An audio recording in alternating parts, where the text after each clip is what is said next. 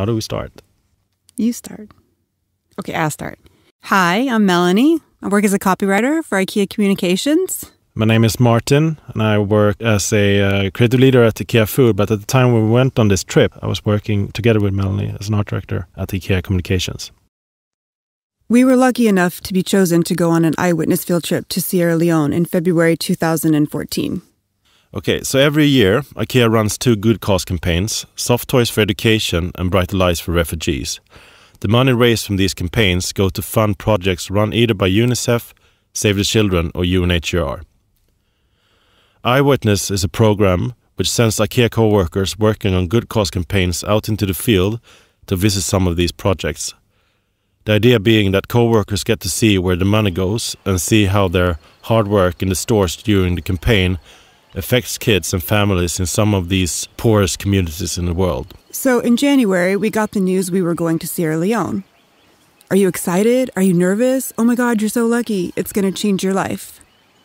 These were just some of the things people said to me. I didn't want to disappoint anyone with my vague answers, but the truth was I had no idea how I felt. I was in shock, and I couldn't really get my head around what was going to happen, so I just agreed with anything anyone said. Driving through Freetown, you felt like an excited child. Yeah, we were so taken in by the brightly colored patchwork of buildings, hand-painted signs and women's fashion. We couldn't stop shifting our gaze from left to right. We were so afraid we were going to miss something. The first official day of the trip, we met with UNICEF, and they briefed us on what would be an 8-day field trip. The plan being, we would visit schools and clinics from Port Loko to Makeni and all the way up to Kabbala, covering a distance roughly 300 kilometers. Visiting the women's clinics, we were confronted with our assumption that breastfeeding is the most natural thing in the world, and that those living in poverty would obviously choose breastfeeding because it was readily available and free. Of course, we were totally wrong. Because of cultural and traditional reasons, a lot of mothers don't breastfeed, which leads to poor nutrition and disease. The clinic we visited, and many others like it, are on a mission to teach women this quote-unquote most natural thing in the world. We saw through their hand-recorded charts that their efforts are paying off. Fewer babies were malnourished or dying. We followed the nurses around the clinic, watching them work. Upon entering a tiny little room, we saw one of the nurses pricking the finger of a pregnant woman and putting the blood on a testing stick.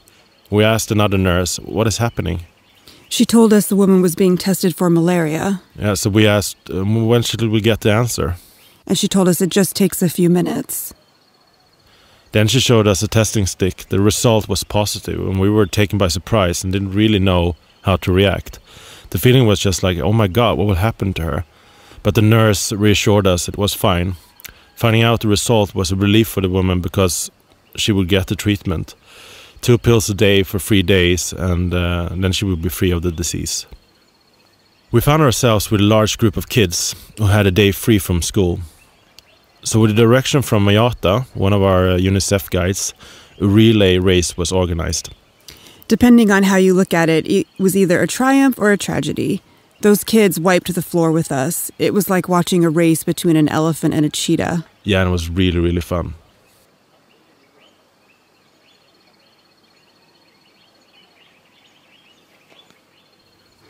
Our first encounter with Susan was during our meeting with the group of men who run the Teachers University in Port Loko. We were all sitting around listening to these old men tell us about the university and the programs it teaches. But a group of women had gathered outside the gazebo where the meeting was being held. One woman in particular would chime in with insightful answers to the questions we were asking. After the meeting finished, we all talked about how impressive she was. She was so outspoken and so spontaneous. We decided we wanted to come back and interview her, so we did. This is the time for women. This is our time. And we too should put effort. They cannot push us and then we just relax. We should go the extra mile. We tell the children, you have the potential to even be a lecturer. You have the potential to even be a doctor. You have the potential to even be a whole head of state.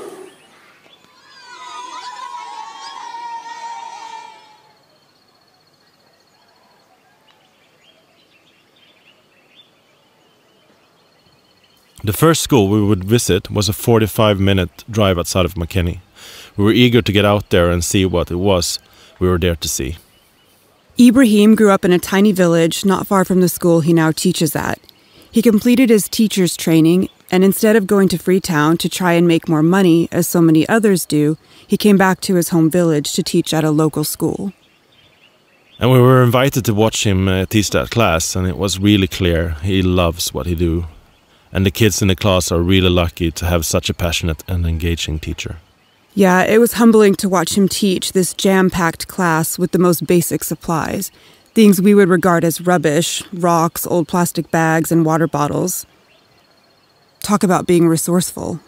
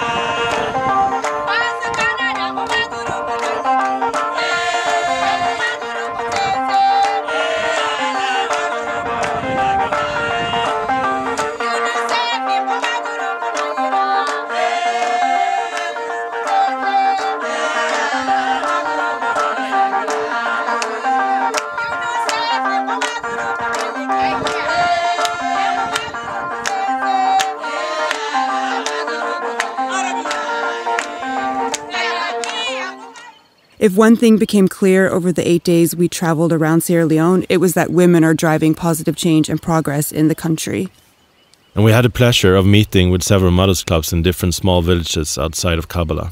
The groups are made up of women who have a strong belief in children's education, equality, and human rights. The clubs focus on the education of children living in their community. If children don't show up at school, representatives of the Mothers Club go and speak to the parents directly. If a child is working, they will do their best to convince the parents to send the child to school instead. They also intervene to stop child marriages of girls in their community, like Fatima. Yeah, Fatima was married off to a local policeman at the age of 16. When the Mothers Club learned of the marriage, they traveled 50 kilometers to the village she was in, and they rescued her and returned her to the family and back to school. Now she acts as a mentor to other young girls in her community and has plans to be a nurse after completing her education. You want to be a nurse? Yes.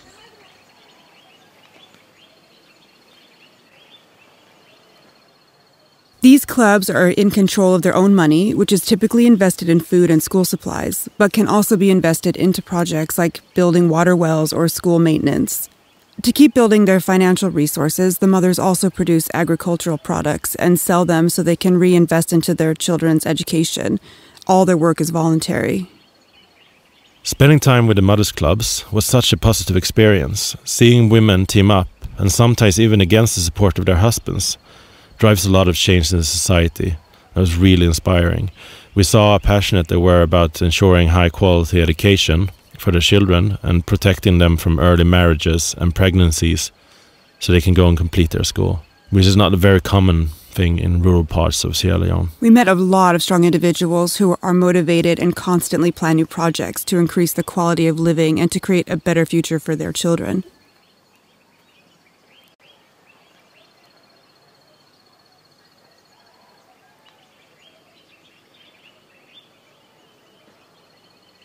During the last evening in Kampala, day before heading back to Freetown, we wanted to have a farewell dinner with Isa, our main UNICEF contact and guide for this trip. He's out in the fields 5 to 6 days a week, all year round, going from villages to villages all across of Sierra Leone. So I asked him, what drives you to do what you do? And he answered that he has this kind of picture in his mind of the furthest, nearly impossible to get to jungle, and beyond that there's a village, and in this village there's a tiny hut. And in the tiny hut there sits this small child in need of a vaccine and an education. And he sees it as his duty to get that vaccine to that child, and to get that child to school.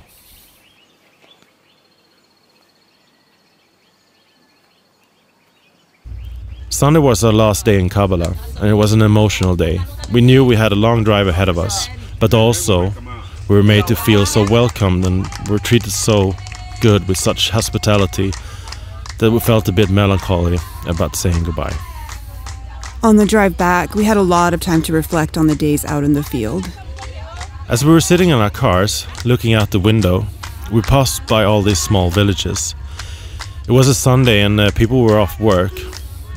But they were like sitting there and they were happy, and the grown-ups were sitting on the porches talking and laughing, and the kids were running around playing. But then you get this feeling that it's such a shame that this country, which is full of warm and friendly people, has had to go through everything it's gone through. It's kind of hard to understand how a country so rich in natural resources can be one of the poorest countries in the world. Yeah, but despite all that, there is a real feeling of hope. Seeing the dedication and the hard work of organizations like UNICEF and Cause Canada was extremely humbling. And talking to people like Susan and Ibrahim, passion and drive to make Sierra Leone a better place just radiates from them. UNICEF was eager to hear about the days out in the field, what our impressions were, and what we thought worked and didn't work. They were really pleased to hear how impressed we were with the mothers' clubs, for example. Yeah, and they had quite ambitious plans for expanding the program throughout the entire country. Getting feedback from us, outsiders, reassured them of the program's potentials for real and lasting change. Thank you so much for taking the time to listen to our stories. If you want to find out even more about our trip or are interested on going on an eyewitness trip yourself, you can visit the IKEA Foundations blog. Thanks. Thanks for listening. Bye. Bye.